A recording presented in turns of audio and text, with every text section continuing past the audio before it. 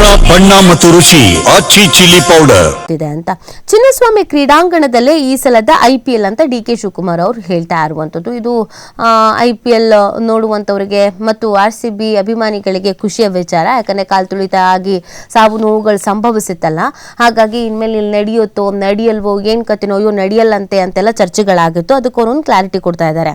IPL ಪಂದ್ಯ ಎತ್ತಂಗಡಿ ಆಗಕ್ ಬಿಡಲ್ಲ, ಪುನಃ ದುರ್ಘಟನೆ ಆಗದಂತೆ ಎಚ್ಚರಿಕೆ ವಹಿಸ್ತೀವಿ ಅಂತ DCM DK ಶಿವಕುಮಾರ್ ಅವರು ಹೇಳ್ತಾ ಇರುವಂತದ್ದು. ಚಿನ್ನಸ್ವಾಮಿ ಕ್ರೀಡಾಂಗಣದಲ್ಲಿ IPL ಪಂದ್ಯಗಳನ್ನು ನಡೆಸುವ ಬಗ್ಗೆ ಉಪಮುಖ್ಯಮಂತ್ರಿ DK ಶಿವಕುಮಾರ್ ಅವರು ಸುಳಿವು ಕೊಟ್ಟಿದ್ದಾರೆ. ಕರ್ನಾಟಕ ರಾಜ್ಯ ಕ್ರಿಕೆಟ್ ಸಂಸ್ಥೆ ಅಜೀವ ಸದಸ್ಯರಾಗಿರುವಂತಹ ಶಿವಕುಮಾರ್ ಅವರು ಭಾನುವಾರ ನಡೆದಂತ KSCA ಪದಾಧಿಕಾರಿಗಳ ಚುನಾವಣೆಯಲ್ಲಿ ಮತ ಚಲಾಯಿಸಿದ ಬಳಿಕ ಮಾಧ್ಯಮಗಳೊಂದಿಗೆ ಮಾತನಾಡಿದ್ರು. IPL ಬೆಂಗಳೂರಿನಿಂದ ಸ್ಥಳಾಂತರ ಆಗಕ್ ನಾವು ಬಿಡಲ್ಲ ಅಂತ ಇದೇ ಸಂದರ್ಭದಲ್ಲಿ ಭರವಸೆ ಕೊಟ್ಟಿದ್ದಾರೆ ಕ್ರೀಡಾಭಿಮಾನಿಗಳಿಗೆ.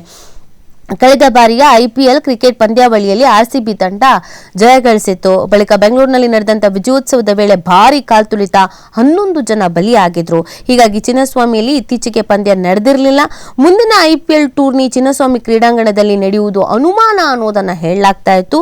ಈ ಅನುಮಾನಕ್ಕೆ ತೆರೆ ಎಳೆಯುವುದಕ್ಕೆ ಈಗ ಉಪಮುಖ್ಯಮಂತ್ರಿ DK ಶಿವಕುಮಾರ್ ಅವರು ಪ್ರಯತ್ನ ಪಟ್ಟಿರುವಂತದ್ದು. ಇಲ್ಲ, ನಾವು ಎತ್ತಂಗಡಿ ಆಗಕ್ ಬಿಡೋದಿಲ್ಲ, ಇಲ್ಲಿ ಮ್ಯಾಚ್ ನಡೆಯುತ್ತೆ ಅನ್ನೋದನ್ನ ಅವರು ಹೇಳಿದ್ದಾರೆ. ಈ ಮುಖಾಂತರವಾಗಿ ಎಲ್ರಿಗೂ ಬೇಜಾರಿತ್ತಲ್ಲ, ಅಯ್ಯೋ ಲಾಸ್ಟ್ ಟೈಮ್ ಆದಂತ ಅವಘಡಗಳಿಂದ ಹಾಗಿದ್ರೆ ಈ ಬಾರಿ ಇಲ್ಲಿ ಯಾವುದು ಮ್ಯಾಚೇ ನಡೆಯಲ್ವಾ, ಏನ್ ಮಾಡೋದು ಇವಾಗ ಅಂತ. ಅದಕ್ಕೆ ಅವರೊಂದು ಇಲ್ಲ, ಆ ಥರದ್ದೇನಾಗಲ್ಲ ಅಂತ. ಬಟ್ ಇದ್ರ ಜೊತೆಗೆ ಇನ್ನೊಂದು ಅವ್ರು ಹೇಳಿರೋದು, ಅಹಿತಕರ ಘಟನೆಗಳು ನಡೆಯದಂತೆ ನಾವು ಎಚ್ಚರಿಕೆ ವಹಿಸ್ತೀವಿ ಅಂತ. ನೀವೇ ಎಚ್ಚರಿಕೆ ವಹಿಸ್ಬೇಕು.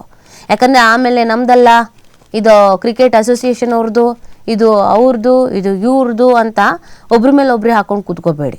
ನೀಟಾಗಿ ಪ್ಲಾನ್ ಮಾಡೋದಿದ್ರೆ ಪ್ಲಾನ್ ಮಾಡಬೇಕಾಗತ್ತೆ. ಯಾಕಂದರೆ ಅಮಾಯಕ ಜೀವಗಳು ಬಲಿ ಆಗಿರೋದು. ಕಳೆದ ಬಾರಿ ಏನೆಲ್ಲ ಹೈಡ್ರಾಮಗಳಾಯಿತು ಅನ್ನೋದು ಎಲ್ರಿಗೂ ಗೊತ್ತಿದೆ.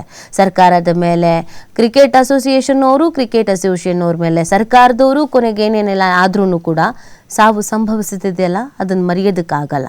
ಹಾಗಾಗಿ ನೀವು ಏನೇನು ಪ್ಲಾನ್ ಮಾಡ್ತಿರೋ ಮಾಡ್ಕೊಳ್ಳಿ, ಆದರೆ ಯಾವ ರೀತಿಯಾಗಿ ಕಟ್ಟೆಚ್ಚರ ವಹಿಸಬೇಕು, ಭದ್ರತೆ ವಹಿಸಬೇಕು, ಅದನ್ನು ಕೂಡ ಮಾಡ್ಕೊಳ್ಳೋದು ಸೂಕ್ತ.